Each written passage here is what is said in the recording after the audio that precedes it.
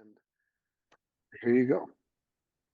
Good, thank you, Paul. I just want to actually go around the Zoom room and say everybody's name and greet you each in person. Uh, so I'll just do it as my screen shows up. But hi, Lauren. Hi, Daniel, Roxy, Matteo, Sally, Todd. Good to see you. Anne, Amy, Diana, Zach. Hi, and Adelia. Um, Thanks all of you for sticking with this long, difficult book for 2 months now.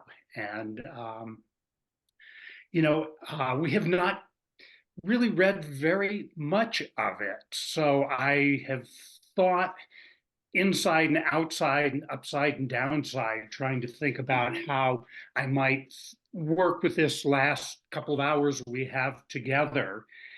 Um, and I decided that I would go back to, I think, something that I read somewhere and mentioned several weeks ago, but I want to just sort of pose it as almost a rhetorical question. Could it be that every North American poet has been influenced by the cantos, even if he, she, or they never read the book? Um, and one of the reasons I took it back to that is because I wanted to think about not just writers but readers too, and in some ways to think of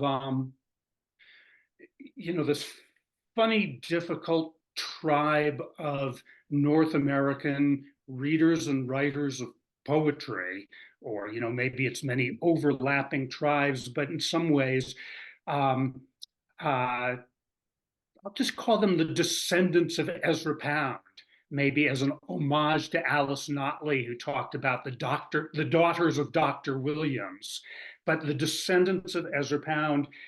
And it's my sense that, where most people who we would recognize as sort of significant poets or significant critics or readers of poetry really came into the cantos in North America would have been with the Pisan cantos. Um, I surmise that this is where people began, just my little bit of glancing around.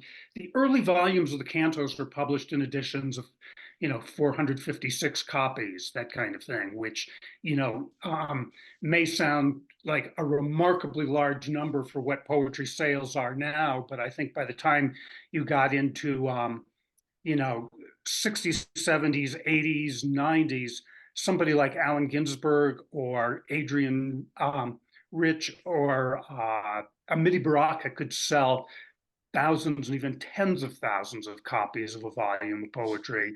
But the early books of Pound were not that widely spread about. I think it was with the Pisan cantos. Here's my old copy of it with that Gaudier Brezhka head on it.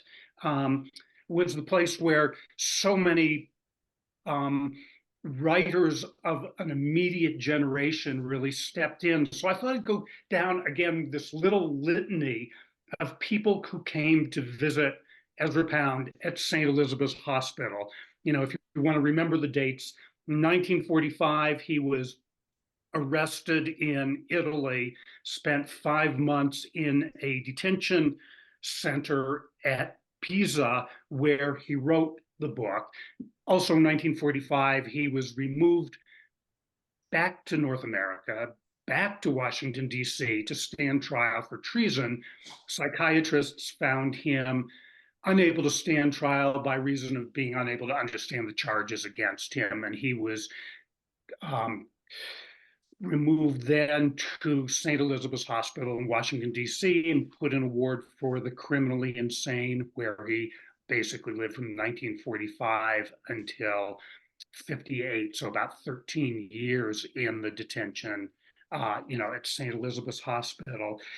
While he was at St. Elizabeth's, though, he entertained a lot of visitors, or let's say a lot of visitors came to seek him out. So I'm just going to do a little bit of a litany of an earlier generation that went to see him, based particularly, I think, on having read the Pisan cantos, which would have been the first widespread volume, and also in 1948, when the Pisan cantos came out, was the first indication I can find of a kind of collected cantos.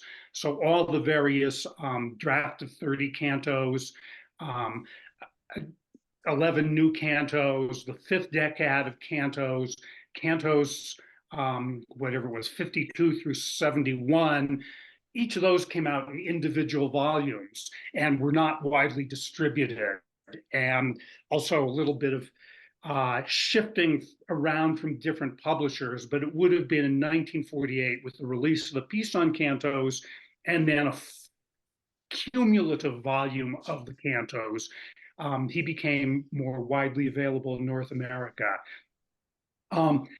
Charles Olson, I'm going to mention first for very good reason, or several very good interlaced reasons. One is because I think Paul Nelson here has been talking of projective verse and the importance of Olson for a long time. And Olson's essay Projective Verse came out in 1949, and you could almost say that it was written more about Ezra Pound's writing than the writing Charles Olson had yet to begin. So you've got Projective Verse coming out right in the wake of the Pisan cantos, as well as a poem of Charles Olson's. I think it's called something like Mencius to his Master, and it's supposed to be Mencius speaking to Confucius, but is also Olson speaking to Pound. Olson also wrote a book on Ezra Pound about his visits to Ezra Pound at St. Elizabeth's. Who else came? Elizabeth Bishop. I don't know how many of you know of her poem Visits to St. Elizabeth, in which she speaks of the man at Bedlam, or the man in Bedlam. I had to look up Bedlam. I don't know how many of you know this, but our word Bedlam, it comes from a London hospital for the insane called St. Mary's at Bethlehem. And Bedlam must be just the British, sort of collapsing of Bethlehem into Bedlam. But, this Elizabeth Bishop, this is one of her better known poems, and she, you could say, comes from a very different tribe than Charles Olson, and yet both united by these visits to Pound. We've talked about Diane de Prima and Allen Ginsberg both visiting Pound at St. Elizabeth's and talking about it in interviews and writing about it. There was Robert Duncan, who hitchhiked from San Francisco, but got sick halfway across the country and had to turn around and return to San Francisco without at that point visiting Pound.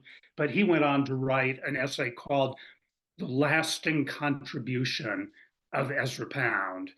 And Robert Duncan enjoyed errors and mistakes in his writing, particularly in his poetry. He had a great deal of fun with the kinds of Freudian slips that he would make in a poem, and he let it carry him. But I think when he titled an essay, he did it very carefully and very deliberately. So when he titled an essay, The Lasting Contribution of Ezra Pound, I think he meant both contribution and lasting. Gary Snyder wonders in a journal if he should be going to visit Ezra Pound. He didn't.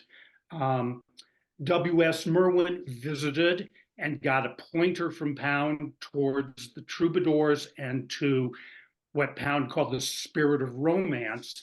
And Merwin, quite apart from his own poetry, was a major translator of the troubadours. He translated El Cid, or the poem of the Cid, which we saw in Canto 3. He translated the Purgatorio of Dante. So Merwin's entire life was, in some sense, given focus by Pound's counsel at St. Elizabeth's. Merwin also bought a piece of property in the little town in southern France where Bernard Ventadorn had lived and sung and written, and Merwin wrote a book about that. Paul Blackburn visited Pound at St. Elizabeth's and also was pointed towards the troubadours and spent his whole life deeply immersed in the troubadours at the guidance of Pound. Um, Mary Barnard visited, and Pound pointed her towards Sappho.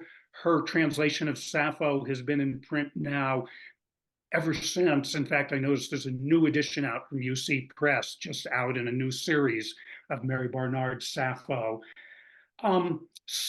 Other poets who would be unimaginable without Ezra Pound, I think Amity Baraka, Susan Howe, Nathaniel Mackey. If you look through their poetry and their practices, you couldn't imagine the work they do without the instance of Ezra Pound out there. And that's only to name, a few most notable figures who either visited or were paying very close attention. I just found um, this sentence from Robert Creeley.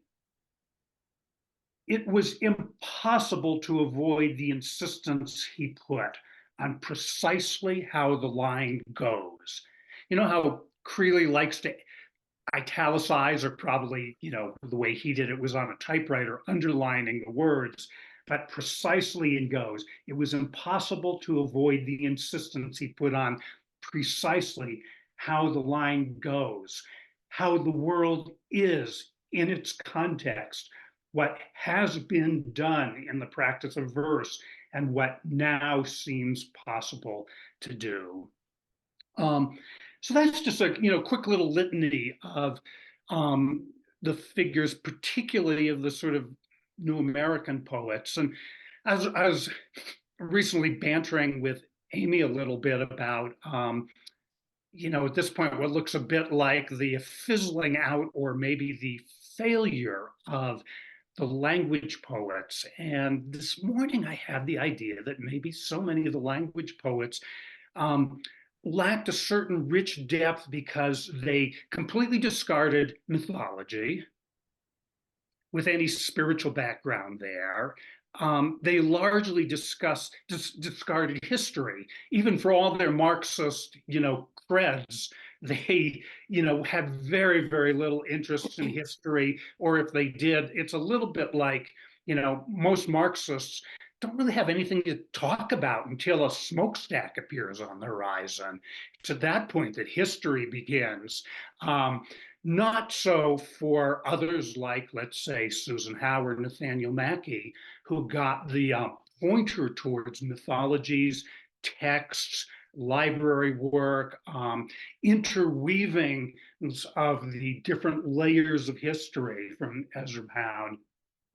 So those were just a few of the thoughts I had, particularly leading up to the piece on cantos, because and then to remind you of the architecture I did, I sort of feel like up to a certain point, each canto feels like it's got its own true personality. And then at some point around canto 52, Ezra Pound begins to write the cantos more in books. That's how I would consider it. And I think the piece on cantos are the book that people go back to again and again and again, because it contains so much that had come before. But there's an interesting quality to Ezra Pound, which is when his life goes into profound crisis. I mean, this is a guy who was on death row, living in a little pup tent in a cage for 5 months, with nobody knowing where he was, and discovering through things like Time magazine or the International Herald Tribune that most of his close friends had died, or many of his close friends had died. And it's at this point that a level, I don't know what to call it, except just like a humane or a human level just emerges from him. And I think that's what brings people again and again. And that level of kind of emotion and humanity does not return until the final cantos, the drafts and fragments. So I think today what I'd like to do is read in a little more of a sustained way through some of the Pisan cantos, and maybe interrupt the reading a little bit to point out where you're getting recurrences of material we've already seen, or certain like little notes or translations of things as we move along. What I want to ask everybody, is there anybody here who does not have a copy of the cantos next to them? So everybody's got a copy.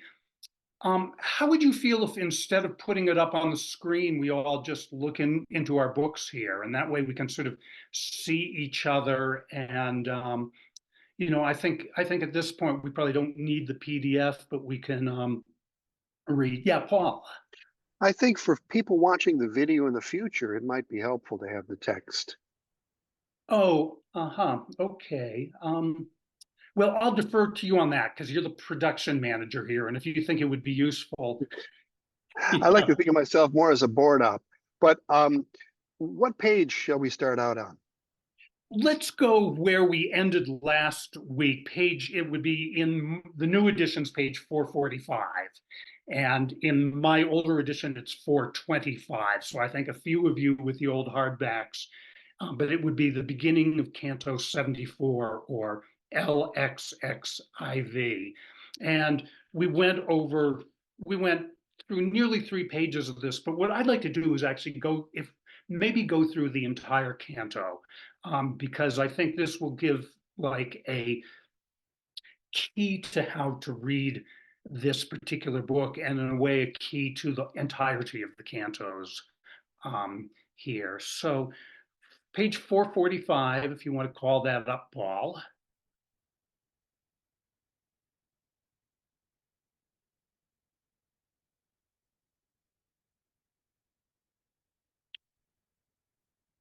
Um,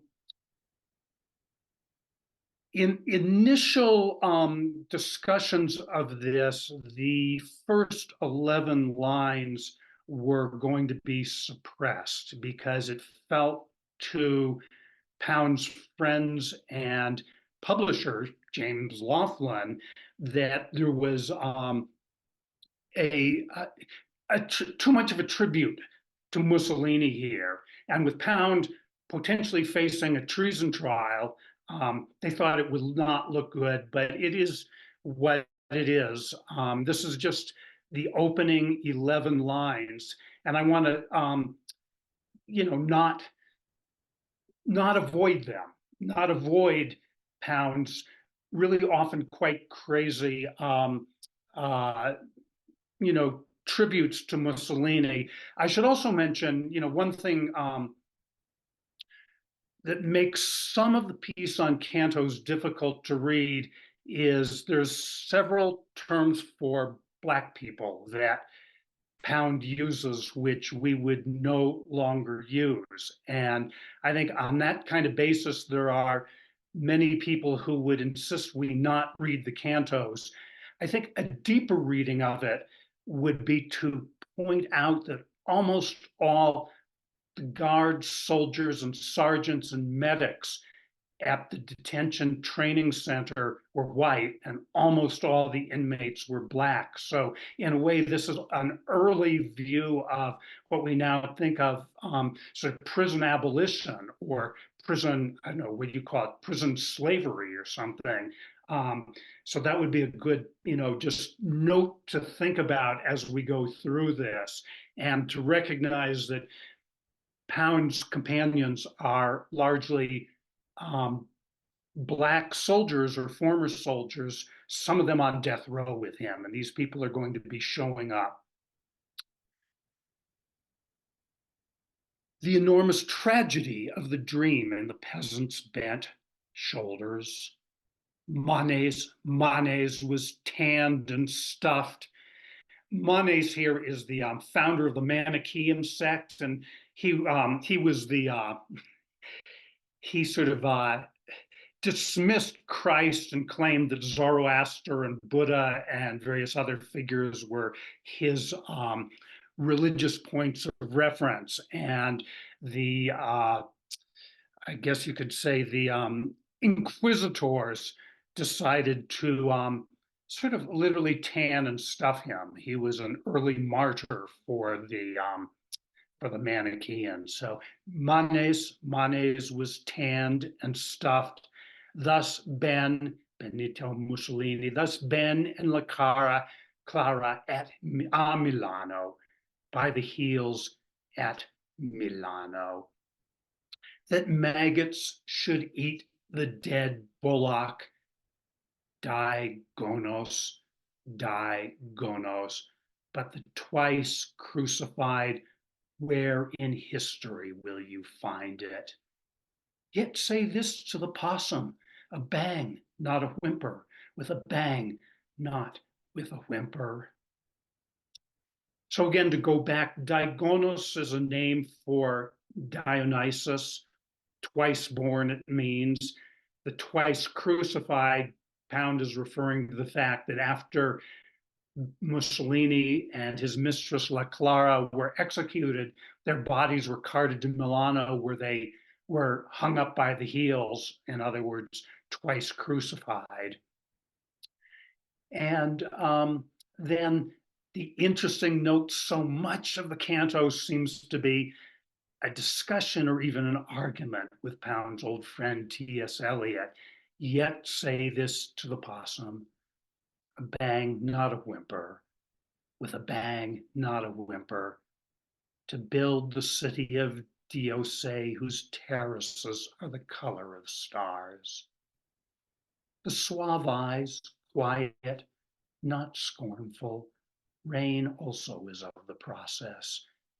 What you depart from is not the way, and olive tree blown white in the wind, washed in the Kiang and Han. What whiteness will you add to this whiteness? What candor? That whiteness there is a reference to a Mencius saying about the death of Confucius. And it turns out that the ideogram in Chinese that would typically be translated as candor has at the root of it white or whiteness. Um, and this is a story of maybe Confucius's body being washed in these two rivers, the Kiang and the Han. And Mencius is basically saying, you can wash all the impurities off of him, but what can you add to him? This person was the most candid, in other words, the most whiteness. What whiteness will you add to this whiteness? What candor? The great periplum brings in the stars to our shore. Notice the little end rhyme there. You who have passed the pillars and outward from Heracles, when Lucifer fell in North Carolina. Funny little bringing together of things. I think Pound is actually talking about himself here, because in Dante, this is what happens to Odysseus. He goes out past the pillars of Heracles to the place where Lucifer fell and landed when he fell out of heaven. And in a nice little ideogram of historic continuities, a meteor shower was happening in North Carolina called the Lucifer shower. So we've got Odysseus's Pound, we've got Dante's account of Odysseus, we have the fall of Lucifer, and we have this astronomical situation all happening in these two lines. You who have passed the pillars and outward from Heracles. That would be the Straits of Gibraltar, when Lucifer fell in North Carolina.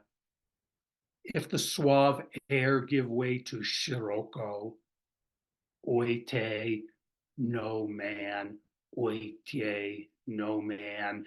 Odysseus, the name of my family. The wind also is of the process. Sorella la luna, sister of the moon. Fear God and the stupidity of the populace. But a precise definition transmitted thus Sigismundo, thus Duccio, thus Juan Belen, or Trastevere with La Sposa, Sponsa Christi in Mosaic till our time, deification of emperors, but a snotty barbarian, ignorant of tongue, history, need not deceive one. Nor Charlie Sung's money on loan from Anonimo.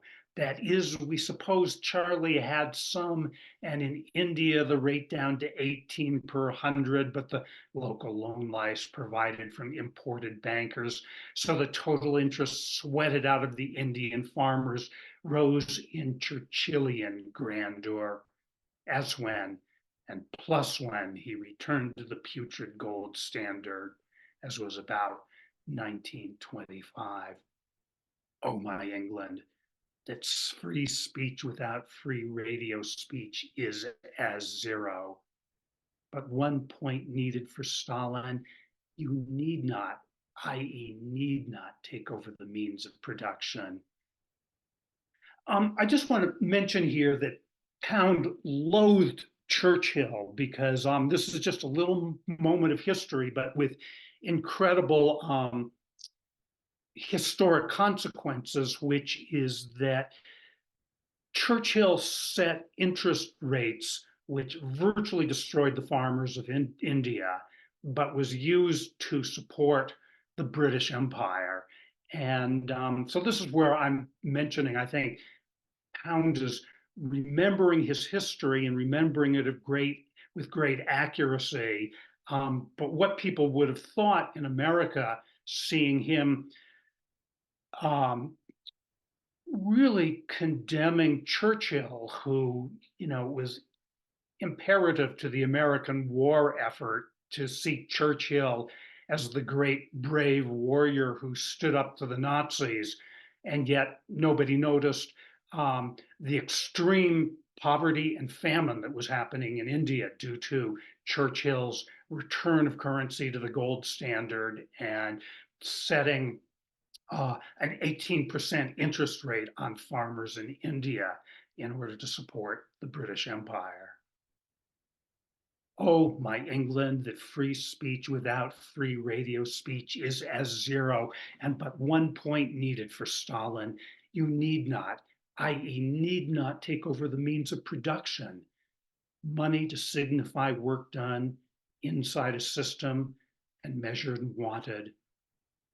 I have not done unnecessary manual labor, says the R.C. Chaplain's field book. That's the Roman Catholic chaplain's field book, preparation before confession.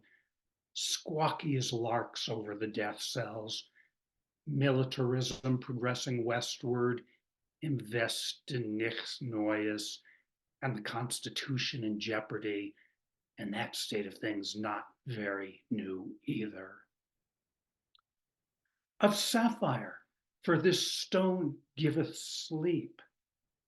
That's a quote right from Dante, and we know at this point that Pound was unable to sleep because he was lying on the bare ground with the Klieg lights on him all night, and it was cold at night and blistering hot in the sun of Tuscany. And this is like a little ritual maybe to help him sleep. Of sapphire, for this stone giveth sleep. Not words whereto to be faithful, nor deeds that they be resolute, only that bird-hearted equity make timber and lay hold of the earth. And Roos found they spoke of Elias and telling the tales of Odysseus. Oite, oite, I am no man, my name is no man. And now we're going to suddenly cut to Australian mythology. But Wanjina is, shall we say, Wanjin, and that's Chinese, or the man with an education, Wanjin, the man with an education, and whose mouth was removed by his father because he made too many things, whereby cluttered the bushman's baggage. Vide the expedition of Frobenius's pupils about 1938 to Australia. Wanjin spoke and thereby created name, thereby making clutter the bane of men moving. And so his mouth was removed, as you will find it removed in his pictures, in principio verbum. I think many of you may know in principio verbum, in the beginning was the word, the famous opening of the Gospel of St. John, contrasting remarkably with this nomadic bushman's view that the person who made language and made things made clutter. And if you were a nomad, you didn't need stuff to carry around, extra stuff. And so Wan Jin had his mouth removed, as you will find it removed in his pictures, impritio verbum, paraclete, or the verbum perfectum, sinceritas, from the death cells inside of Mount Taishan at Pisa. Pound is looking at the landscape and seeing a mountain right on the outskirts of Pisa. And to him, it's Mount Taishan. This is, very much the Pound ideogram, the Chinese landscapes and the landscapes of southern France and northern Italy rhyming with each other. He's looking out from the death cells in sight of Mount Taishan at Pisa, as Fujiyama at Gardone, so also Mount Fuji at Gardone in France. When the cat walked the top bar of the railing, and the water was still on the west side, flowing toward the Via Catullo, where with sound ever moving in diminutive poluflois boios, in the stillness outlasting all wars. La donna, said Nicolette, la donna, la donna. Cosa deve continuare? Why must I go on? Se casco, said Bianca Capello, non casco in ginocchion. That is, if I fall, I will not fall on my knees. So again, Pound taking on a momentary persona, maybe, as a fallen man, se casco, non casco in ginocchion. And with one day's reading, a man may have the key in his hands.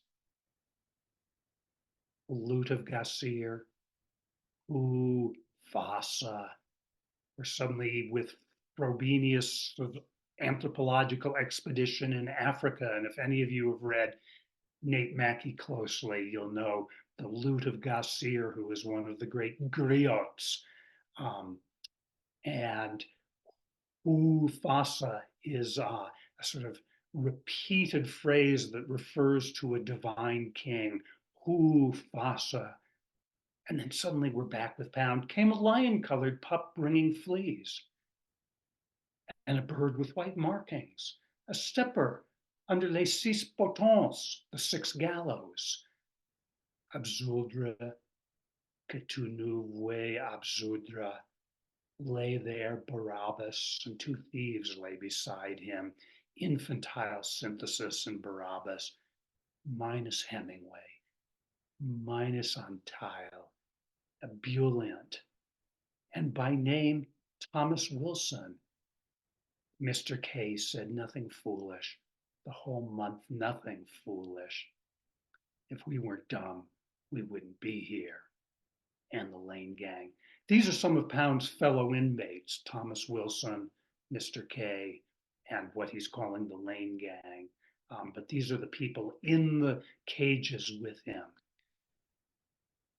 And then suddenly we're going to be back in HD territory, or very likely Sappho, butterflies, mint, and lesbia sparrows. The voiceless with bum drum and banners, and the ideogram of the guard roosts. El triste pensier si volge, ad ucel, avantador va il consiri, el tempo revolge. And at Limoges, the young salesman bowed with such French politeness. No, that is impossible. I've forgotten which city, but the caverns are less enchanting to the unskilled explorer than the Uroxes shown on the postals. We will see those old roads again? Question, possibly. but nothing appears much less likely. We've fallen down into Pound's memory of his long walking trip through southern France and the polite waiter in Limoges and the roads that he walked hundreds and hundreds of kilometers over the course of several months, searching out the troubadours. And we will see those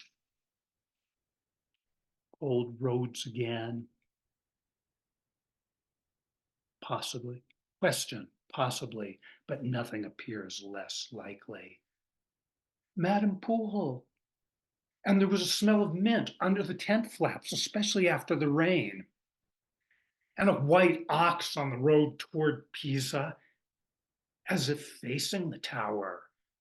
Dark sheep in the drill field, and on wet days were clouds in the mountain, as if under the guard roosts. A lizard upheld me. The wild birds would not eat the white bread from Mount Tyshan to the sunset. Now remember, in his early days, he was given tent eventually for his cage. That's the smell of mint coming underneath. But people were forbidden to speak to him. And so when he says, a lizard upheld me, the wild birds would not eat the white bread, we're hearing a very Ezra Pound line. The wild birds would not eat the white bread. Remember, one scarlet flower on the blanch white stone. The wild white birds would not eat the white bread. We're getting this almost percussive quality here. From Mount Tyshan to the sunset, from Carrara stone to the tower, of course, the Tower of Pisa. And this day the air was made open for Kwannon of all delights. That's Kuan Yin, the Buddhist lady of compassion, Kwannon of all delights, Linus, Cletus, Clement, whose prayers the great scarab is bowed at the altar. The green light gleams in his shell. Plowed in the sacred field and unwound the silkworms early in tensile. And this particular ideogram here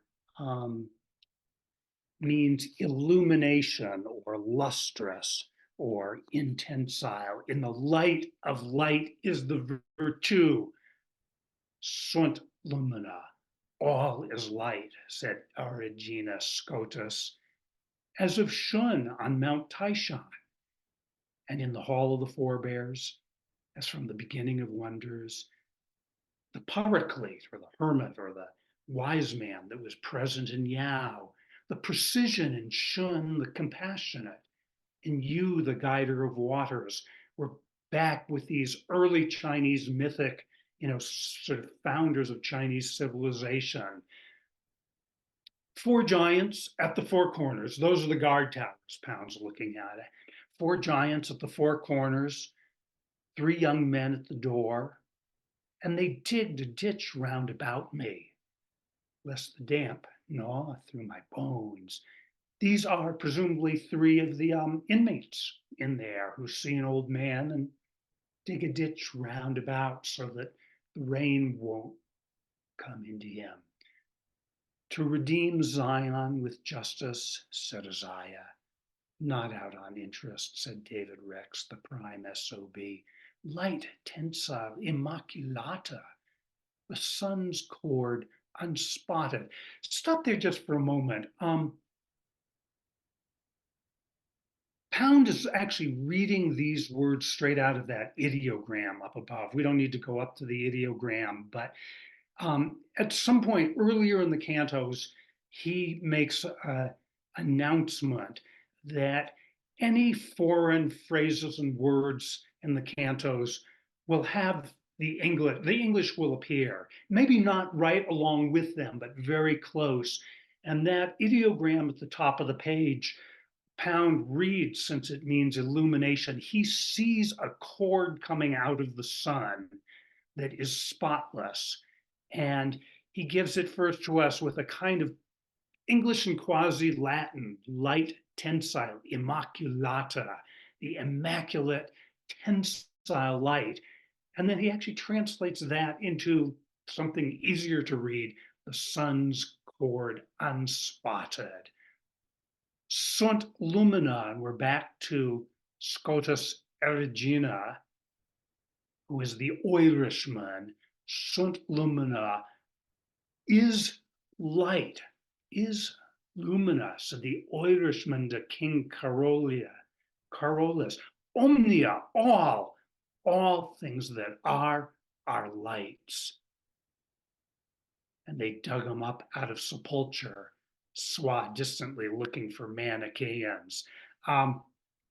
Scotus Erigena, Scotus in those days, or in Erigena's era, it's like our word Scotland, but it meant those kind of Gallic people and Gaelic people, and referred also to Irishmen. And Scotus Erigena was a highly educated philosopher and sort of church figure, but he said, omnia, all things that are lights, and the Roman Catholics always looking for heretics. Once he died, dug him up out of his sepulture so that they could burn him at the stake because he was a heretic. So this to Pound is like an echo back to that beginning where we have the twice crucified. Where will you find it in history? He's thinking about this, and it occurs to him that the Irishman, or Scotus Erigena, who said all things that are lights, was twice crucified for the heresy of a Manichaean heresy, which Pound feels is probably close to what the Albigensians or the troubadours were slaughtered by the northern churches for having a mysticism of light that didn't include a personal God. So Swa distantly looking for Manichaeans. Les Albigeois, or the troubadour civilization. Les Albigeois, a problem of history. And the fleet at Salamis made with money lent by the state to the shipwrights. And then tempus tacende, tempus loquendi, a time to speak, a time to be silent. I think echoing with Wan Jin, whose mouth was removed. You see the drift that's going on here in Pound's mind. I mean, keep in mind that he has now got no books with him. This is just whatever's sort of surfacing in his mind. And I think this is what so impressed, whether it's Ginsberg and Kerouac's spontaneous prosody, or Olson's one perception leads directly to another, or the layerings of history that you get in a Susan Howe or a Robert Duncan. I think all of that is coming back to this here. Never inside the country to raise the standard of living, but always abroad to increase the profits of usurers, Dixit Lenin. And gun sales lead to more gun sales. They do not clutter the market for gunnery. There is no saturation. Look at our world right now. I mean, just those three lines capture what's going on so much in our world right now. Every time you read about an American diplomat meeting with a Saudi Arabian diplomat, this is what it's about. Gun sales lead to more gun sales. They do not clutter the market for gunnery. There is no saturation. Pisa, in the 23rd year of the effort in sight of the tower, and Till was hung yesterday for murder and rape with trimmings. Keep in mind that Till was one of his cellmates right there, who was taken out and hung in front of him because the six potents, the six gallows, were right out there. And it's just astonishing to me that, Pound can keep writing here and keep a kind of equanimity where he can move through layers of history. And one of the layers happens to be that his cage mate Till was hung yesterday for murder and rape with trimmings, plus Cholkis, plus mythology, thought he was Zeus Ram or another one. Hey, Snag, what's in the Bible? What are the names of the Bible? Name them. Don't bullshit me. Oi, te. Um, Buddhists might like to remember this. This is the ideogram for not, wu, which is the same as mu in Japanese. This is, the echo of the ideogram with the no man. So something moves from name the books of the Bible to Pound naming himself as Odysseus did, no man. And in there is the ideogram for woo, for no. I am no man, or a man on whom the sun has gone down. Is that Pound or is that Till? The you, he said, had such a pretty look in her eyes, and the nymph of the Hagaroma came to me as a corona of angels. One day were clouds banked on Taishan, or in glory of sunset, and Tovarish, comrades blessed without aim. There's something really, I think, extraordinary. One day were clouds banked on Taishan, that's the mountain out there, or in glory of sunset, and comrades blessed without aim. Now we're in a world where the clouds and the sunset are blessing the inmates here. Wept in the rain ditch at evening. Well, the only place we've seen a rain ditch is around Ezra Pound. We've suddenly moved into him weeping here. Sunt lumina is light, that the drama is wholly subjective. Stone knowing the form which the carver imparts it. A stone knows the form. Sia severa, sia ishota, sia in Santa Maria de Miracoli, where Pietro Romano has fashioned the bases. Oite, a man on whom the sun has gone down. Nor shall diamond die in the avalanche, be it torn from its setting. First must destroy himself ere others destroy him. I can't quite tell here. There's almost like a Buddhist sense here that even if he's gone, the diamond can't be destroyed in the avalanche, but an admission that to be destroyed, you must destroy yourself first. And I think and then suddenly we go back into the African mythology. 4 times was the city rebuilded.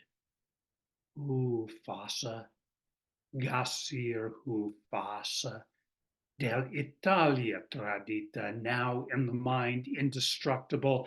Gassir, he's the griot, the singer. Hufasa, the burden of his song, with the 4 giants at the 4 corners and 4 gates mid-wall. Hufasa, and a terrace the color of stars, pale as the dawn cloud. La Luna. So we've got the 4 guards at the towers around Pound, and that's being rhymed with the rebuilding of this African city in mythology. And we've had the terrace, the color of stars of the city of Dioche. So we've got 3 cities that are divine cities being built at the same moment, but one of them is the detention camp Pound is in. Pale as the dawn cloud, La Luna, the moon, thin as Demeter's hair. Fasa, and in a dance the renewal, with 2 larks in contrapunto. At sunset, Cintenerisce, a sinistra la torre, that's to the left of the tower, seen through a pair of breeches, che sublia es lesa cader, who forgets and lets himself fall. Between Nicoya, where are Alcmene and Tyro, and the Charybdis of action. We're back with Odysseus for a moment. Between Nicoya, that's the descent to the dead, where Alcmene and Tyro, and the Charybdis of action to the solitude of Mount Tishon, Femina, Femina, that would not be dragged into paradise by the hair. Under the great cliff in Periplum, the sun dragging her stars, a man on whom the sun has gone down. And the wind came as Hamadryas under the sunbeam. Hamadryas are a kind of mythic figure, they're like dryads. And the wind came as Hamadryas under the sunbeat. Thy soli are never alone amid the slaves learning slavery and the dull driven back toward the jungle, are never alone. Hyon, yepe, hyon, as the light sucks up vapor and the tides follow. Eugenia, that had been a hard man in some ways, a day as 1,000 years, as the leopard sat by his water ditch, has killed the urox and the bison, said Bunting. This is his friend Basil Bunting, who must have noted that the civilized Europeans had killed the urox and bison, which clearly existed in Europe at one time because of the cave paintings. Basil Bunting, by the way, was a conscientious objector who was imprisoned for refusing on Quaker beliefs to be conscripted into the British Army. And thus, said Bunting, doing 6 months after that war was over, as pacifists tempted with chicken, but declined to approve of war, Redimiculum Metallorum. That's Basil Bunting's first book, Redimiculum Metallorum, privately printed to the shame of various critics. Nevertheless, the state can lend money, and the fleet that went out to Salamis was built by state loan to the builders. Hence the attack on classical studies. And in this war were Joe Gould, Bunting, and Cummings as against thickness and fatness. Black that die in captivity, night green of his pupil as grape flesh and sea wave, undying, luminous and translucent, as consummatum ite, surrounded by herds and by cohorts, looked on Mount Taishan. But in Tangier, I saw from dead straw ignition. Pound had traveled a bit in Europe with his aunt when he was young, and he went to Tangier, and this is a little account of that. But in Tangier, I saw from dead straw ignition, from a snake bite. Fire came to the straw, from the fakir blowing foul straw, and an arm-long snake that bit the tongue of the fakir, making small holes, and from the blood of the holes came fire when he stuck the straw into his mouth. Dirty straw that he took from the roadway. First smoke, and then the dull flame.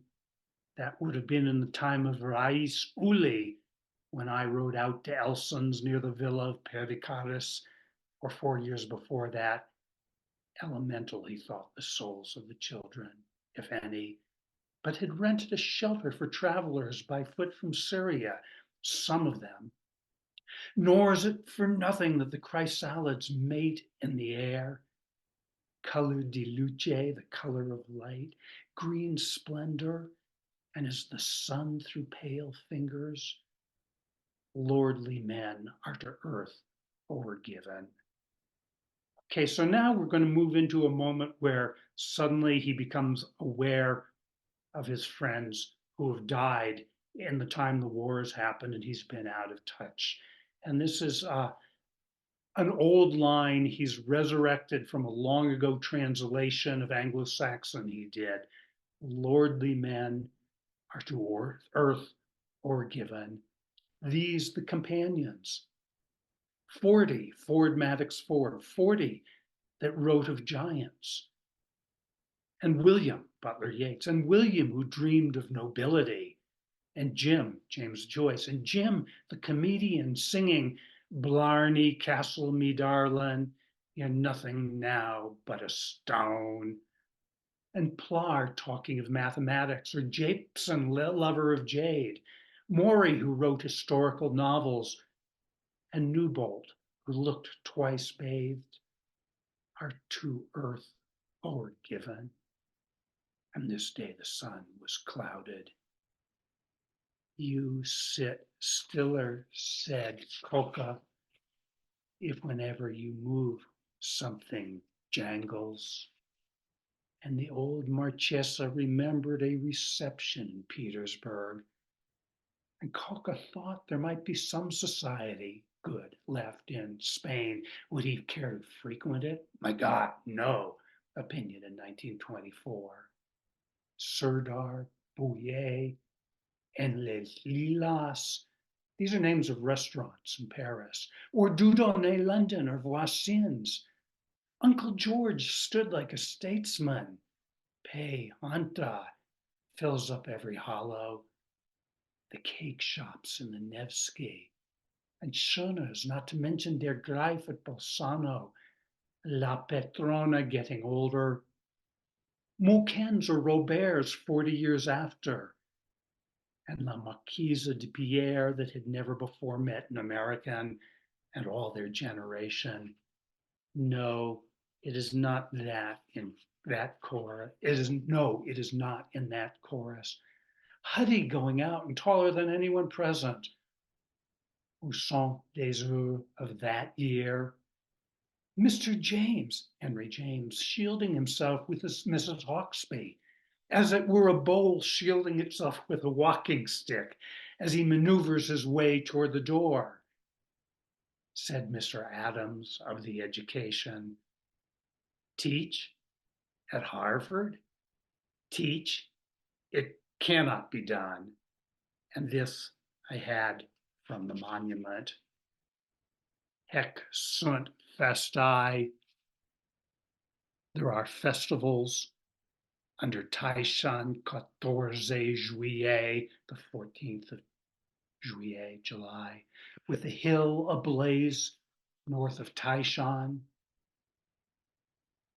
And Amber Reeves is dead. The end of that chapter, see time for June 25th. This is sort of, a moment to notice if you hear me get a little choked up. This is a good old friend of Pound's, a dancer, and he learns of it by flipping through last month's issue of Time magazine. See time for June 25th. Mr. Graham himself unmistakably on a horse, an ear and the beard's point showing, and the Farben works still intact to the tune of Lily Bolero. I just want to take a moment here to say, do all of you know what Farben is? Farben was the Nazi company that produced the gas for the gas chambers. And Pound is now discovering from Time magazine the death of friends during the war, but that Farben, because it's a corporation and can't be tried for the crimes of an individual, makes it through. I heard Amity Baraka give a whole lecture on this, the way that we empowered the old Nazis of Germany and restored Germany largely by keeping these corporations intact that had, Farben was transformed into an insecticide factory. But Pound, through his grief, through his madness, through his fear, he's seeing things. And this is something I think Leroy Jones would have been in those days, but Amity Baraka picked up on. And so Pound, we've got here this litany of his friends, Ford Madox Ford, William Butler Yeats, James Joyce, Amber Reeves, all of these friends of his who he's discovering have died. and some he hears about in June, and yet the Farben works still intact to the tune of Lily Bolero, and they have bitched the Adelphi, niggers scaling the obstacle fence in the middle distance, and Mr. Edwards' superb green and brown and ward number 4, adjacent benignity. I love that phrase, adjacent benignity. You know, it's like a warm hearted friendliness of the Baluba Mass. Don't you tell no one I made you that table.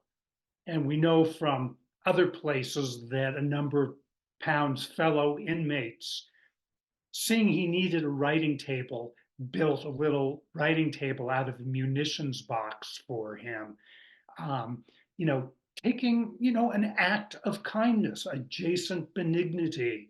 Mr. Edwards, one of the African Americans in the death camp with him, don't you tell no one I made you that table. And then we also know that Pound had developed something like kidney stones or some kind of painful urination. And he puts this in: methenamine eases the urine.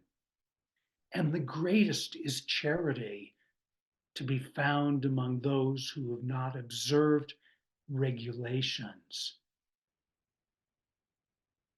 Mr. Edwards is in there because he's a criminal. That's why he's in the detention camp.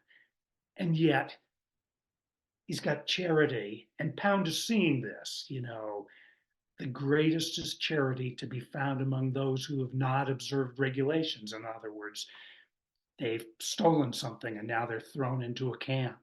Not, of course, that we advocate, and yet petty larceny in a regime based on grand larceny might rank as conformity. Niente altro, nothing else, with justice shall be redeemed, who putteth not out his money on interest, in meat yard, in weight, or in measure. 19 Leviticus, or 1 Thessalonians 4:11. 300 years culture at the mercy of a tack hammer thrown through the roof. Cloud over mountain, mountain over the cloud. I surrender neither the empire nor the temples, plural, nor the Constitution, nor yet the city of Dioche. I don't think that needs any glossing, but I think it's worth noticing that to Pound, this war has been a hammer thrown through the roof of 300 years.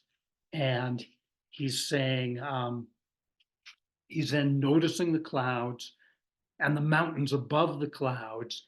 And then, I surrender neither the empire, which I take as the United States, nor the temples, plural. He wants multiple temples, not just one church, but nor the Constitution, nor yet the city of Dioche, that mystical city that has shown up as early as Canto 2, and in a sense would be the building of civilization, the building of a great just city.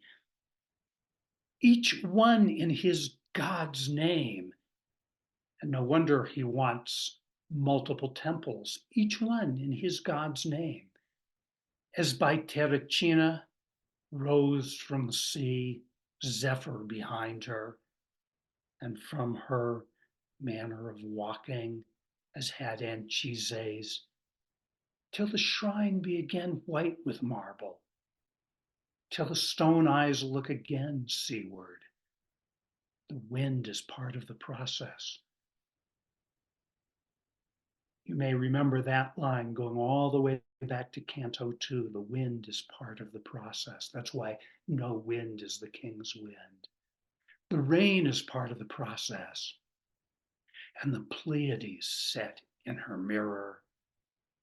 Qua non, this stone bringeth sleep. Offered the white bowl, grass nowhere out of place. And this is Clona Gaia, and word that means mother. It's nether, earth, mother. So a little plea to the earth mother. By thy herbs mentha, thyme, and basilicum, from whom and to whom will never be more now than at present, being given a new green katydid of a Sunday, emerald, paler than emerald. Keep an eye, keep a, just this little point here. It's windy, it's raining, and Pound is able to say the wind is part of the process. The rain is part of the process. This is very Taoist or Neo-Confucian. And the Pleiades set in her mirror, and then suddenly the little vision, suddenly Kwannon appears. Kwannon, the stone bringeth sleep. And that would be the sapphire again. Kwannon appearing and bringing the stone that will give Pound sleep. Offered the wine bowl, grass nowhere out of place. Under the earth, O mother, by thy herbs, mint, thyme, and basilicum. He can smell. Remember, he had smelled the mint under the tent flaps. Here are the herbs that he can smell. By thy herbs, mint, thyme, and basilicum, from whom and to whom will never be more now than at present. I can't help but read like that, sort of Zen Buddhist awareness. There's no more now than right now. And then he suddenly sees this little insect, little flying insect, the katydid, being given a new green katydid of a Sunday, emerald, paler than emerald, minus its right propeller. This tent is to me, Antitonos, eater of grape pulp, in coitu illuminatio. Manet painted the bar at La Cigale or at Les Folies in that year. She did her hair in small ringlets, a la 1880 it might have been, red, and the dress she wore, Dracole or Lanvin, a great goddess. Aeneas knew her forthwith. By paint immortal, as no other age is immortal. La France, 19e, 1900s. Degas, Manet, Guise, unforgettable. A great brute sweating paint, said Vanderpil 40 years later of Vlaminck. For this stone give us sleep, staria senza piosose. I would rest without tossing. And eucalyptus, that is for memory. Under the olives, by Cyprus, Mare Tirreno, past Malmaison in field by the river, the tables, Serdal, Armenonville, where at Ventadour, the keys of the chateau. So quickly he moves back into this world of memory and wandering the lanes of northern Italy and the roads of France, or at Ventadour, the keys of the chateau. Rain, Ussel, to the left of La Bella Torre, the tower of Ugolino, and the tower to the left of the tower, chewed his son's head. And that's right out of Dante, Ugolino, who was chewing his son's head in the Inferno. And the only people who did anything of interest were H.M. and Frobenius, der Geheimrat, der im Balube das Gewitter gemacht hat, and Monsieur Jean, that's Cocteau, wrote a play now and then, or the possum, Bouvlet et Ancienne, Oncle Lettre ne lus. And then I think here is like the ultimate confrontation that Pound has to realize. I don't know how humanity stands it with a painted paradise at the end of it, without a painted paradise at the end of it. Here he's been thinking of all these painters and all the great glories of civilization, and that entire medieval world he loved that was continually painting and singing of paradise, and he himself trying to write like Dante did a paradiso. And I don't know how humanity stands it with a painted paradise at the end of it, without a painted paradise at the end of it. It's almost as though either way he's saying, how can we possibly stand this life? What's going on? And then he looks down at his feet, I think, or he's lying in the grass. The dwarf morning glory twines round the grass blade. See how far we've come in a way from imagism. There's the perfect imagism poem.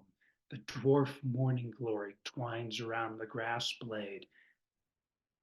But how it comes after him seeing the little katydid with a broken wing, and then his meditation on the destruction of civilization, and then the great painters, and that I don't know how humanity stands it with a painted paradise at the end of it, without a painted paradise at the end of it.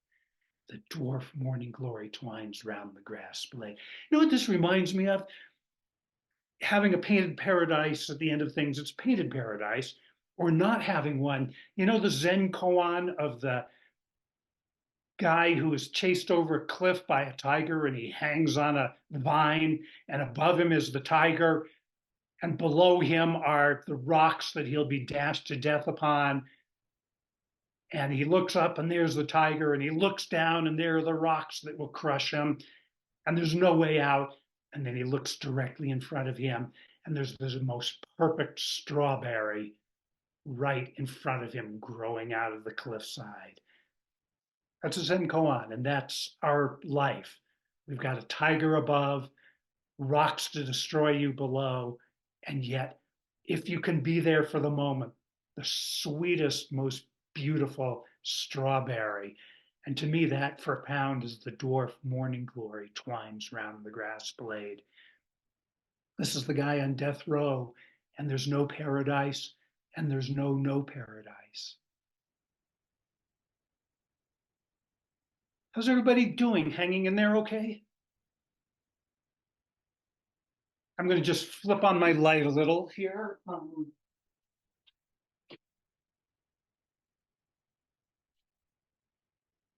Magna Nox Anime, the great night of the soul. Suddenly we flip to, probably most of you have heard of Spanish St. John, the great night of the soul, or the dark night of the soul.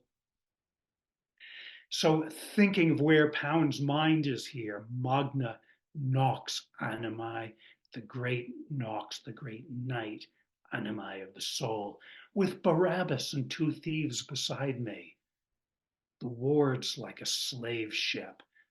I mean, of course he's seeing this. He's looking out and seeing, aside from himself, only black men, in these cages. Mr. Edwards, Hudson, Henry, Commes Miseriae, that's like comrades in misery. Comits Cairns, Green and Tom Wilson, God's messenger, Whiteside, and the guards' opinion of the was lower than that of the prisoners. I think it's the guards' opinion of the army or the military was lower than that of the prisoners.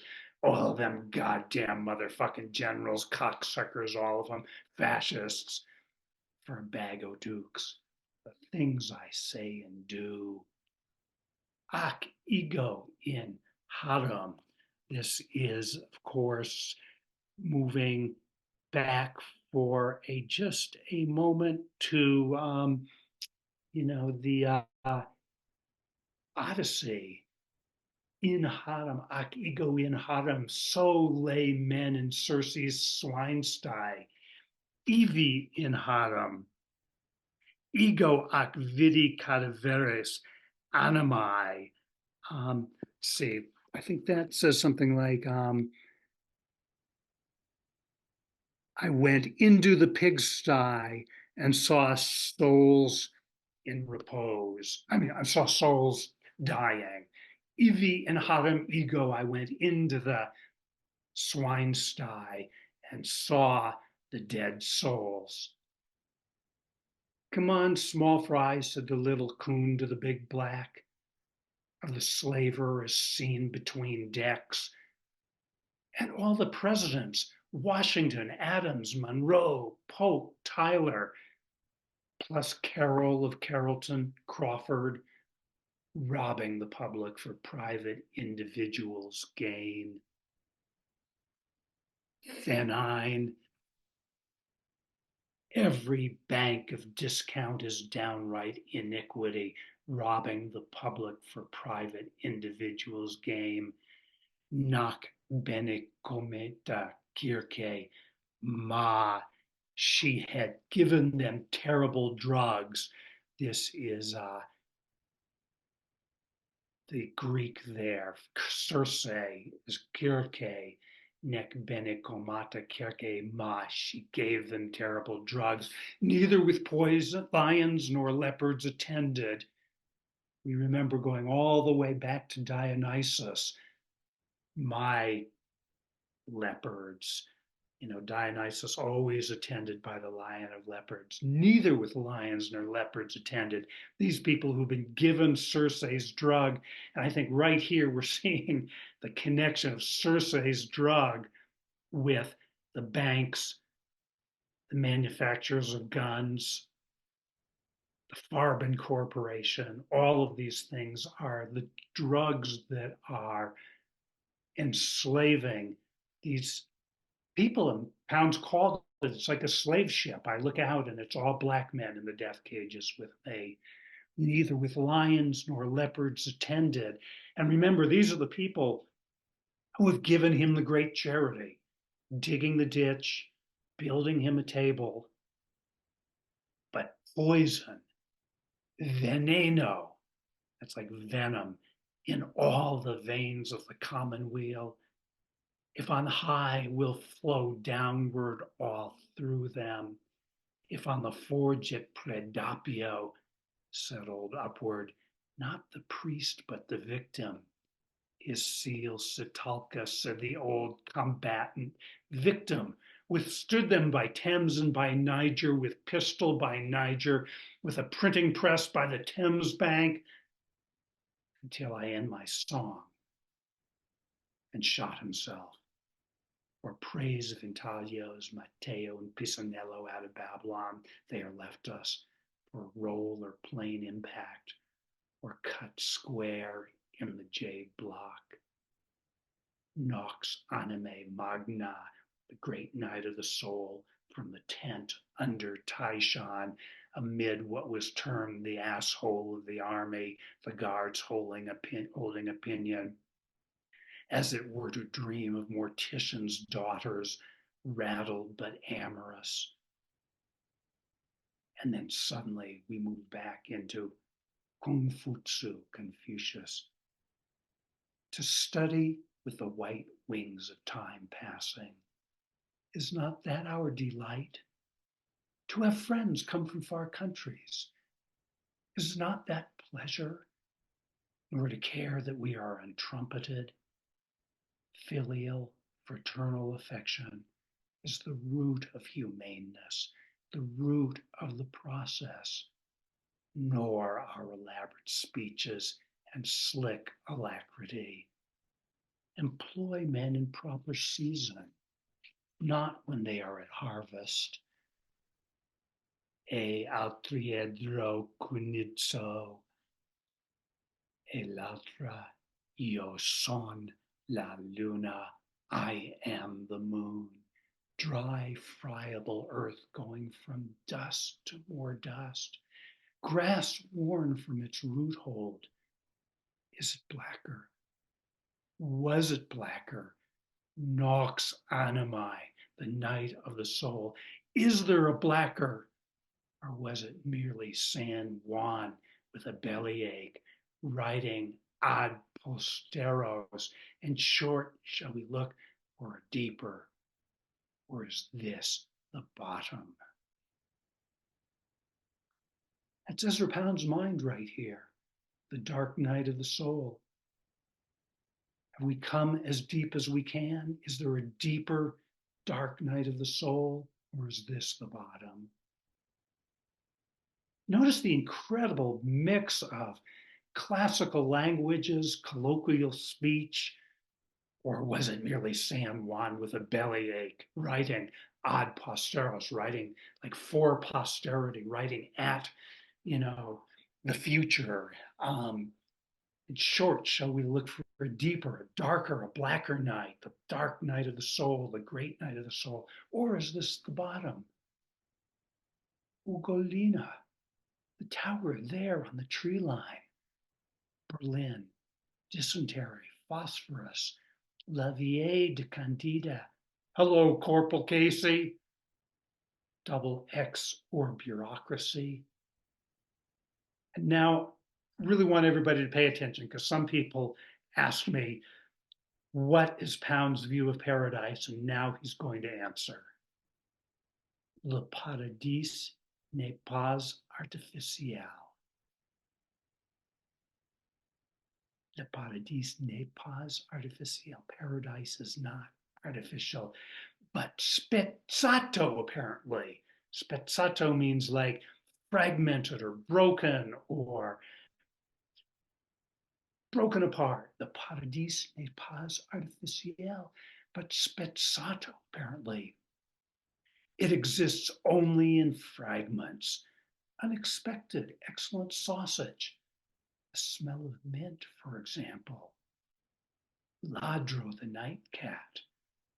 At Nemi waited on the slope above the lake, sunken in the pocket of hills, awaiting decision from the old lunch cabin built out over the shingle.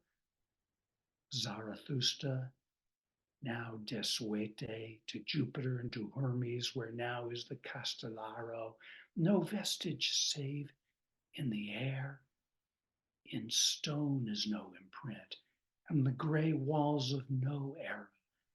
Under the olives, Secularum, Athena,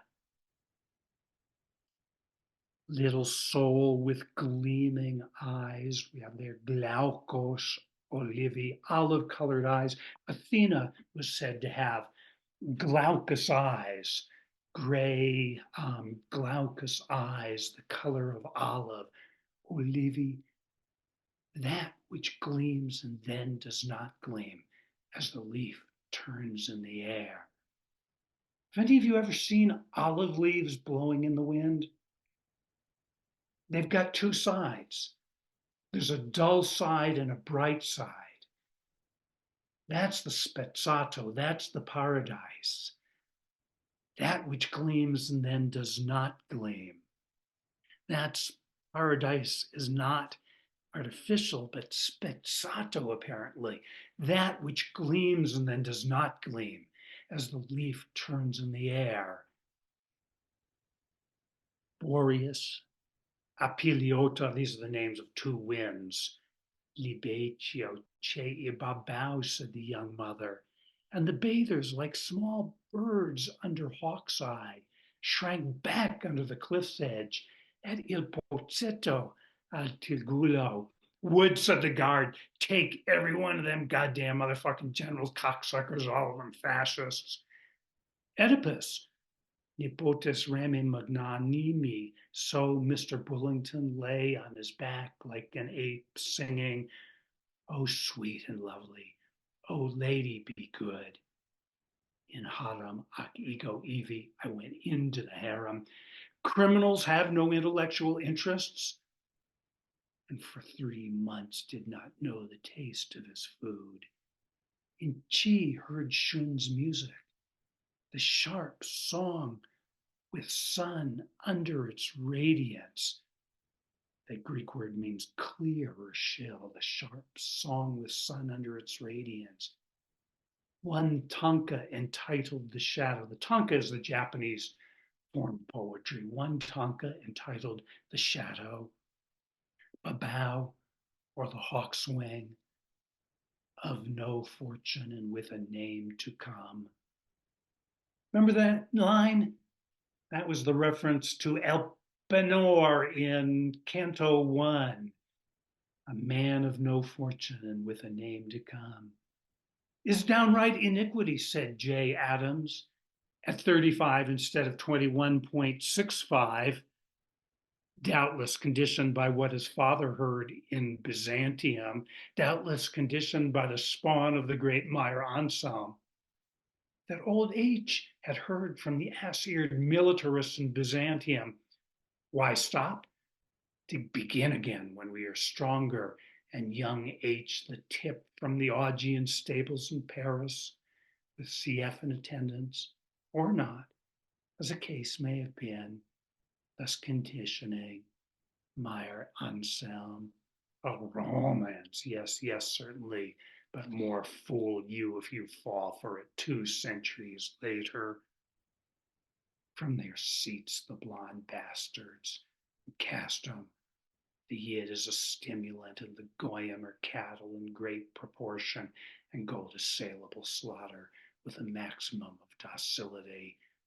But if a place be Versalzen, that's spoiled or spotted, with justice by the law from the law, or is it not in the contract? You has nothing pinned on Jehovah, sent named Shun, who to the autumnal heavens Sha'o with the sun under its melody, to the compassionate heavens. And there is also 19th Leviticus, thou shalt purchase the field with money, signed Jeremiah, from the tower of Hananel unto Goah, unto the horse gate 850 in Anatoth, which is in Benjamin 867, for the purity of the air on Chokorua, in a land of maple. From the law, by the law, so build your temple, with justice and meet yard measure. A black, delicate hand, a white's hand like a ham, passed by, seen under the tent flap.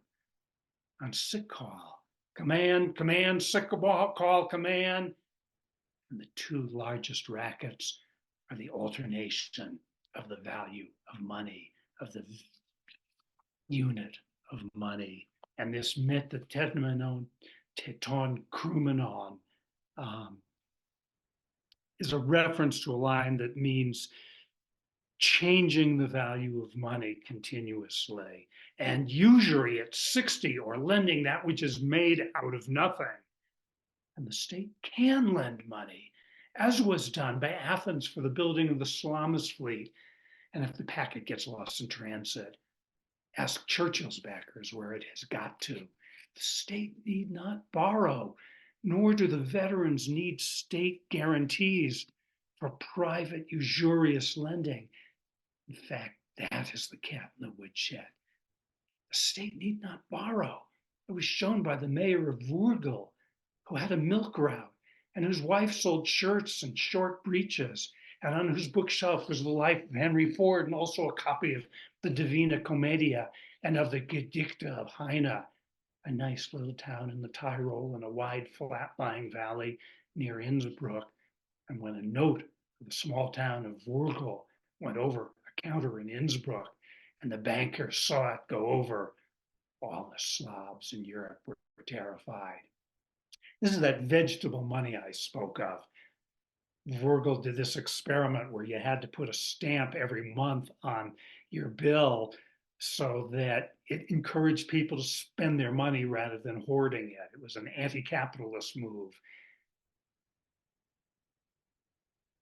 And when a note of the small town of Virgil went over a counter of Innsbruck, and the banker saw it go over, all the Slavs in Europe were terrified. No one, said the Frau Burgomeister in this village who could write a newspaper article knew it was money, but pretended it was not in order to be on the safe side of the law. But in Russia, they bungled and did not apparently grasp the idea of work certificate and started the NEP with disaster and the immolation of men to machinery and the canal work and great mortality, which is as may be, and went in for dumping in order to trouble the waters and the usurers, Heladice, all of which leads to the death cells, each in the name of its god, or longevity, because, as says Aristotle, philosophy is not for young men. Their katholu cannot be sufficiently derived from their hekasta. Their generalities cannot be born from a sufficient phalanx of particulars. Lord of his work and master of utterance, who turneth his word in its season and shapes it. Yao chose Shun to longevity, who seized the extremities and the opposites, holding true course between them, shielding men from their errors, cleaving to the good they had found, holding empire as if not in a mortar with it, nor dazzled thereby, would have put the old man, some pair, on his shoulder and gone off to some barren seacoast. Says the Japanese sentry, "Park your jeep over there." Some of the best soldiers we have, says the captain, Dai Nippon Banzai from the Philippines, remembering Kage Kyo, how stiff the shaft of your neck is. And they went off each his own way. A better fencer than I was, said Kumasaka, a shade. I believe in the resurrection of Italy. Quia impossibile est, 4 times in the song of Gassir, now in the mind indestructible. Let's stop there, come back to full screen.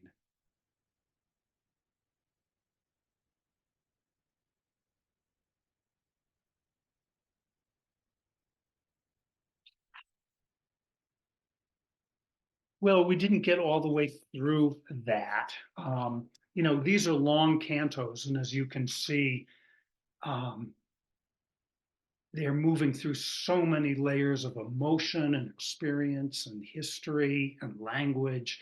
No wonder they're daunting, and yet at the same time, they're speaking a certain kind of truth. And this is, I think, what, is, to my mind, really the core of the cantos, but without having gone through the earlier cantos, they would be very hard to pick up the echoes and to recognize, the landscapes and the figures and the citations and all of that, and what Pound is working with. I don't know how humanity stands it with a painted paradise in front of it without a painted paradise. And before we leave off reading, I want to go to final page of the cantos, the drafts and fragments. So let's see, I think this is going to be on page 822 of the new edition, and it would be pages 802 and 803 of an older edition. Let's just read this one page together. If you could put that up, Paul, 822.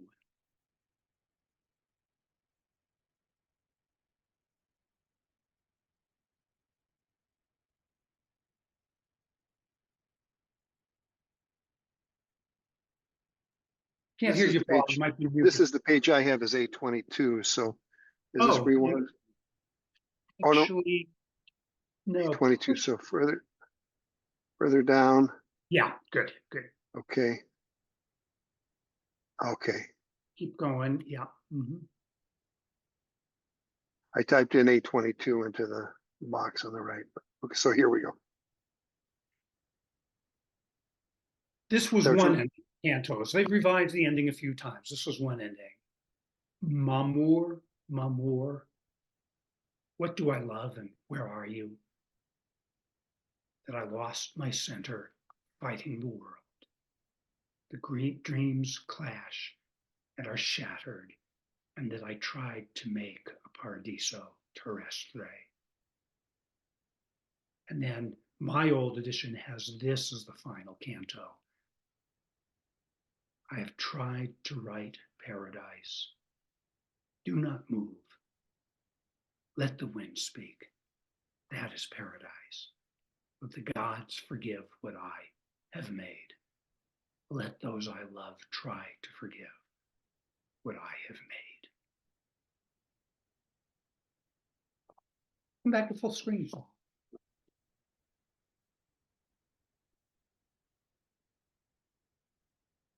I think it's those final drafts and cantos which were my first, really powerful entry to the cantos, and I think, a little tour through, you can go in where things move you. But that last book was floating around when I started to read the cantos. It's now not separate from the full volume, but it was its own little volume, and it was manageable because you can actually read the whole drafts and fragments in about 20 or 30 minutes.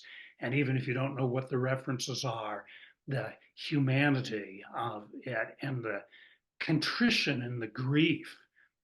I mean, I think that is remarkable. Let the gods forgive what I have made. Let those I love try to forgive what I have made. Yeah, those are, quite stunning. And there's a different ending to the cantos now, but all of those, final ones.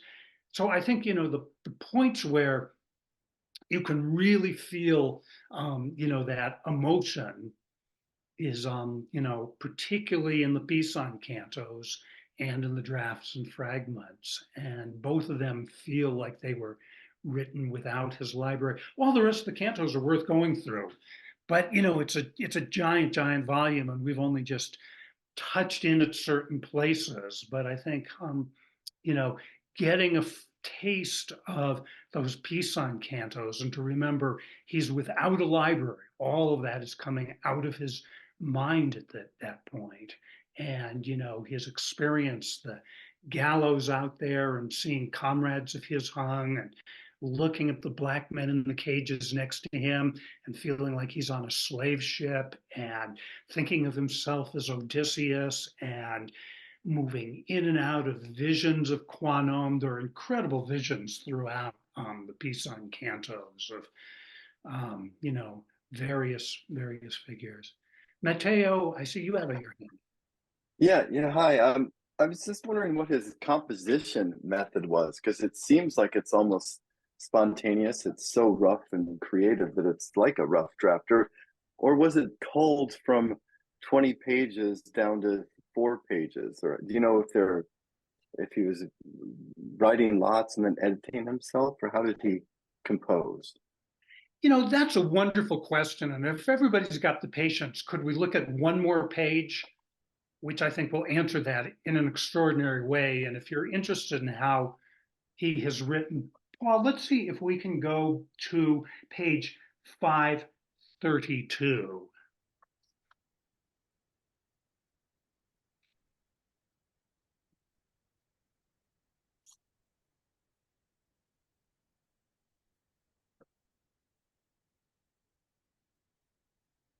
I'm sorry, it'd be 552. 552. Keep going.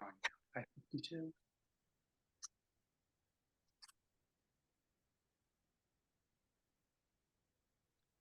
Now move down to the, okay, good. Yeah, that's great there. Let's start at that stanza that ends. And Brother Wasp is building a very neat house of 4 rooms, one shaped like a squat Indian bottle. Remember, he's in his tent. This is, Brother Wasp. He's looking out and seeing Brother Wasp, who he's feeling not any like irritation or fear at. It's just like, this is his brother. They're both in the cage together. And Brother Wasp is building a very neat house of 4 rooms, one shaped like a squat Indian bottle. La Vespa. La Vespa. Mud. Swallow system. So that dreaming of Bracelonde and of Perugia and the great fountain in the piazza, or of old Bulagayo's cat that with a well-timed leap could turn the lever-shaped door handle. Comes over me that Mr. Walls must be a 10-strike with the signorinas. And in the warmth, after chill sunrise, an infant, green as new grass, has stuck its head or tip out of Madame La Vespa's bottle. The reason I want to point this out, this was pointed out to me by Tom Gunn, the poet. Pound makes a mistake. He calls the wasp brother wasp. And then he moves into La Vespa. La Vespa. Oh, it's not a brother after all. And then he sees the little infant sticking its head out and realizes that it's a female wasp, but he does not go back and change it.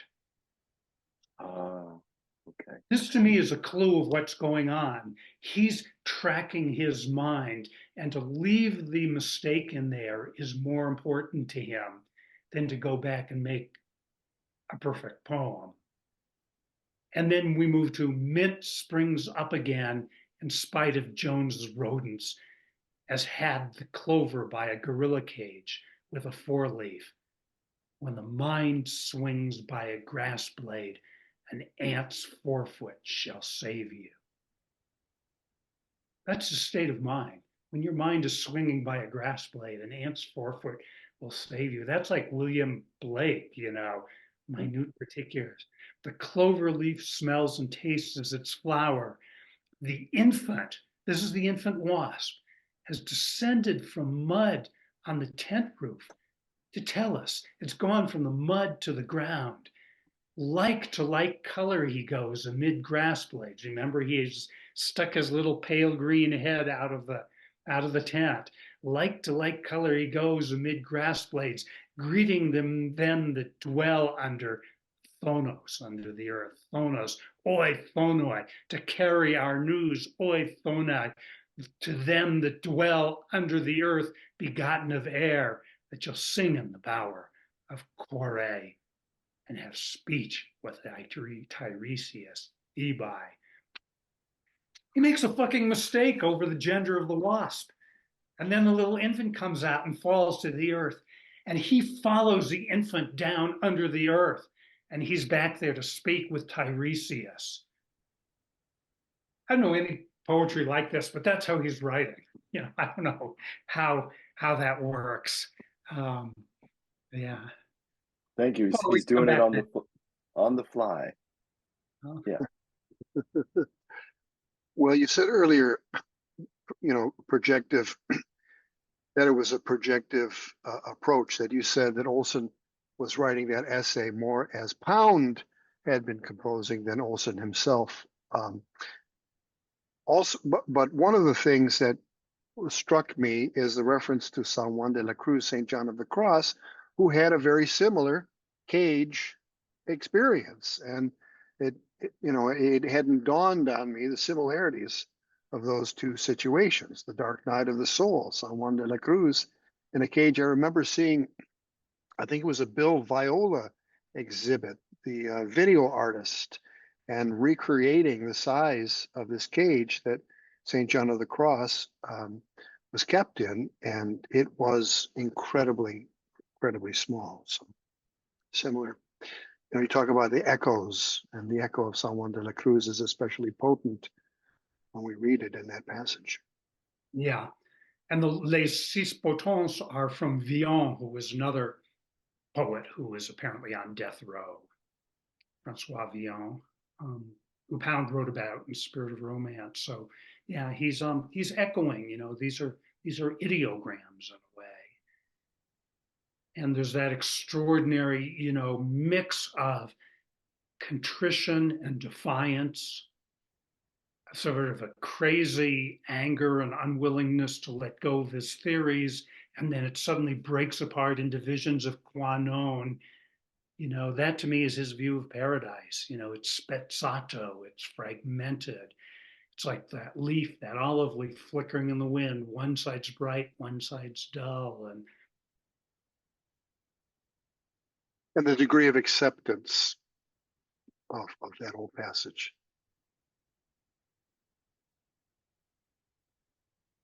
Yeah, Roxy. I'm just wondering, Andrew, if you could, if you would say a little bit more about the kind of literal concrete properties of the ideogram that lend themselves to the figurative dimensions. In other words, it seems to me like this hieroglyphic figure of multiple meanings kind of compressed into one visual, say Vion and Pound situation being compressed into an image that stills the mind upon itself. What is my question? Like, so he just, could you say a little bit more about how he maybe why he wants to combine multiple, sometimes related, sometimes disparate, let's face it, ideas into one image, I guess. An image that is composed of language, because that's what an ideogram is. And so if he's using, I guess what I'm trying to say is what are the properties, the literal properties of the ideogram that he's trying to borrow from in his Well, poetry? most people, recognize that he borrowed this from Ernest Fenollosa's view of Chinese characters, and that Ernest Fenollosa was wrong. Fenollosa had lived in Japan, and all his information came from Japanese scholars of classical Chinese. And Fenollosa's view that the ideograms were really pictorially based, and that you could sort of read them and often read multiple things going on. And to him, it was seen as a very concrete language. There were no abstractions. You could build the ideograms together and make something more abstract. And so Ezra Pound picked up from that one slogan: go in fear of abstractions.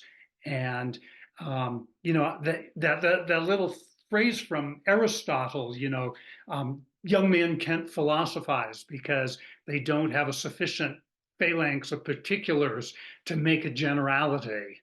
So I think what Pound's idea was that you could build something like a generality, but it wouldn't be an abstraction, but you built it out of, in a way, the evidence, like that one poem we read last week where he says, 17 years on the case, 19 years on the case. I have laid out the evidence. To him, the evidence is, the usury and the collusion of banks and munition experts and various things. There's a wisdom I think he comes to at the end, which is that he tried, he lost his center trying to write Paradise. He fought the world, the dreams were shattered, it didn't work out. He tried to write Paradise and it couldn't be done. And some of that is, at least the state of mind he was in at the end was that his entire project was off. But I think what the next generation really picked up from him was this is a way to write. This is a way to write poetry, not with abstractions, but building it up out of particulars. And if you want to say something, you present the particulars. And it's you could say that it's a incredibly fruitful poetics that came out of a misinterpretation of what Chinese ideograms are. But also not just a way to write, but a way to save your life, right? I mean, here he is in this cage, and he's taking solace in the bugs and the acts of kindness, and this is all going into the work. I mean, and it's a document for us all. So it was a sacrifice by him that he was able to take advantage of, able to take advantage of that. I mean, essentially, it's time. Yes, it's incarcerated time, but it's time. He gets his meals, and so really that's his gig, and he's using the act of writing projectively as a way to save himself, really, as a way to survive that. Yeah, that's a good way to put it for sure. Yeah, and yet there seems to be no self to save. I mean, when you said earlier something about Vajra, the diamond, the indestructible mind, the diamond mind, it seems that he's, I don't know, maybe borrowing from Confucius or his understanding of Chinese wisdom philosophies. I don't know about Buddhism, but I feel this kind of, implied heart sutra throughout. Form is emptiness, emptiness is form. And he's looking at the form to keep emptying himself of this kind of essential being as we think of ourselves as having this soul. Then the soul, in a sense, is more like what Hegel said. It's the historical soul, it's the communal soul, it's this kind of geological sedimentation of histories. He just, like, even in his pain, he's going back and referencing, myth. Who can do that? Okay. Sorry, didn't see your hand up and I just blurted out. That's okay. Yeah. Zach, how about your question? Oh, good. No worries. Yeah, I was just gonna say to Paul, as interesting that creates this kind of paradox that I'm seeing throughout the whole work, where we started at the very beginning of the cantos learning about Sigismundo and Pound's appreciation for these people, this kind of person who's willing to just support an artist because art is worth it. And then at the closer to the end, or at least closer to the heart, as you were saying, Andrew, you have Pound with time and meals support, if you will, to write the Pizan cantos, albeit, not the situation any of us want to be in to write, and really incredible to find the flow in that context to make something like he did. So not so much a question, but just an observation and reaction to what you said, Paul. Be careful what you wish for. Yeah, yeah. If I could only have 3 square meals a day and all the time to write I need, gotta be a little more specific. Yeah, that's good. That's good. Yeah.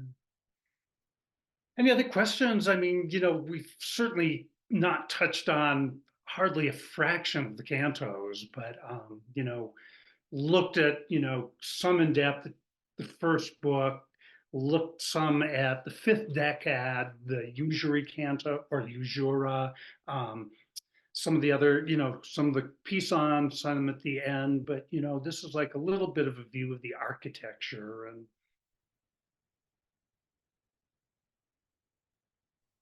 I see Diana S. Elser is asking how many people plan to continue.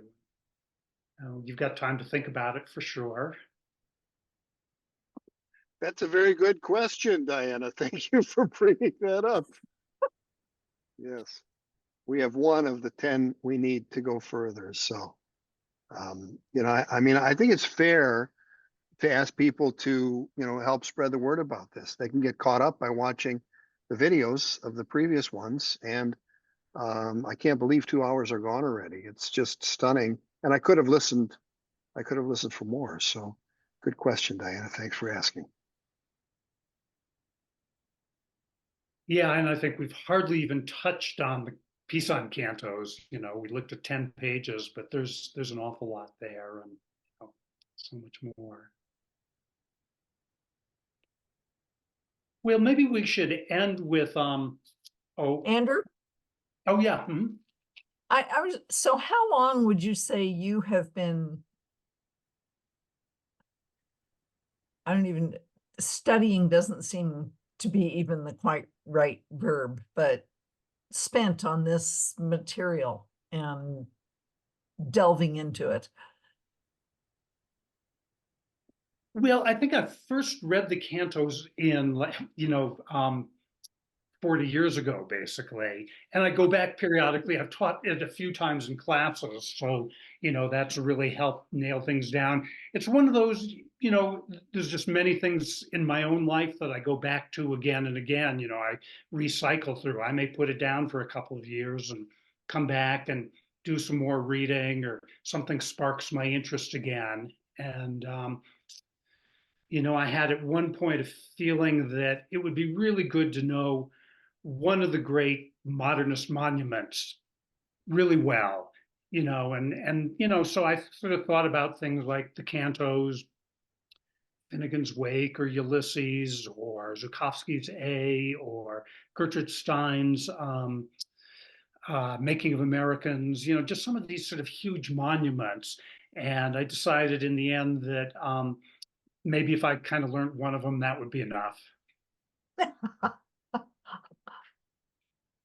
I mean, to me, I feel like I've never really been exposed to anything like this. And certainly, if I was as an undergraduate, I don't think I had the capacity to appreciate what I was being exposed to. So I'm glad for all the time you've invested in this because it's to my benefit. Thanks. Yeah, sure.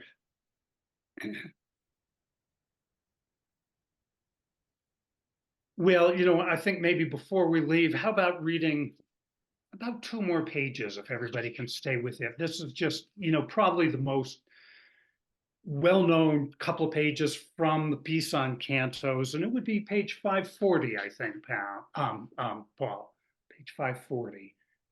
And let's see, or actually, let's go to page 539. Yeah, keep going back one more page, 540, and just the bottom of page 539. This little libretto.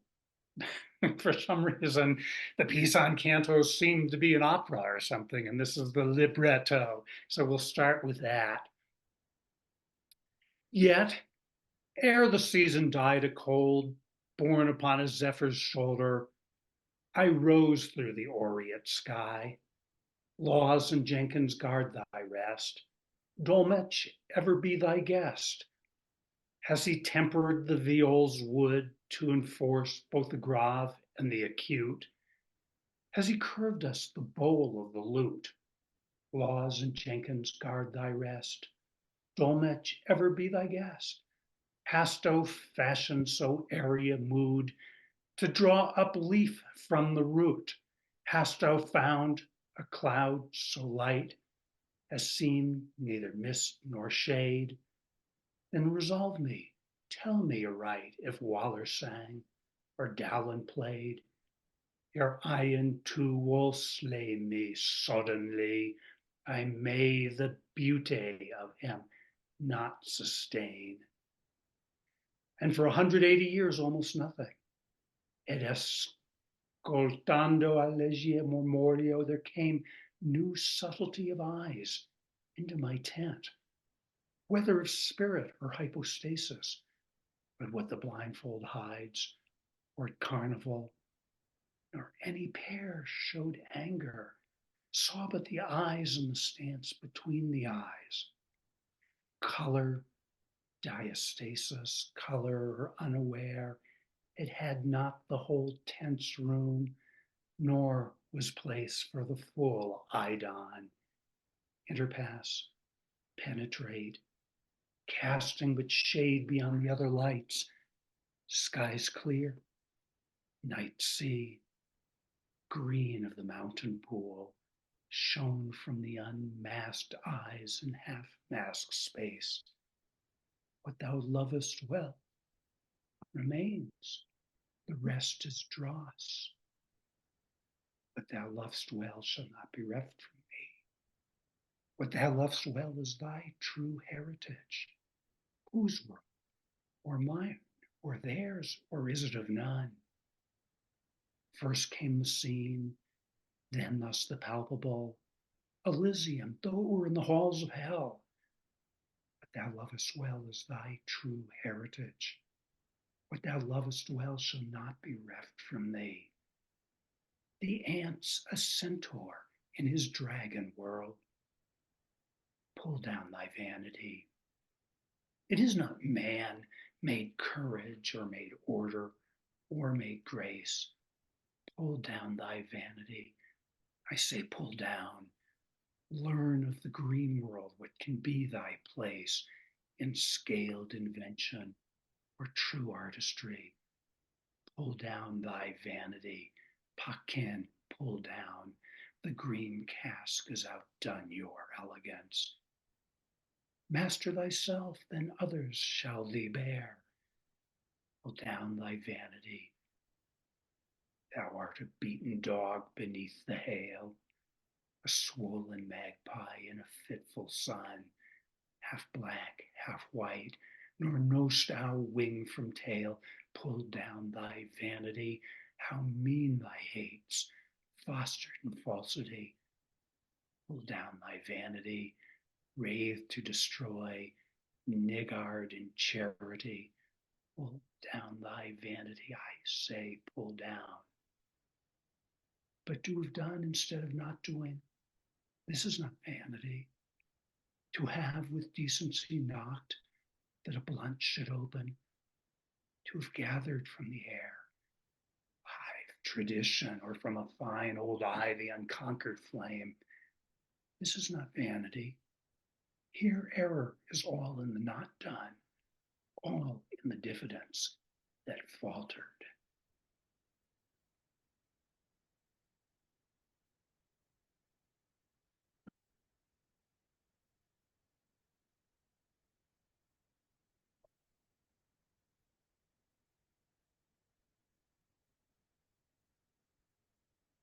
Thank you, Andrew. Your love for this work shines through, makes it very potent for me, and I think for the people gathered. We're really grateful for this experience and grateful that you're part of this work and trying to understand the poetry of this continent. People, like you say, you can, bound as a mountain, as you said earlier, and as the graphic you gave us attempts to demonstrate. We can go around it, but we have to reckon with it. So thank you. Thank you for helping us reckon. Thank you. So appreciate it.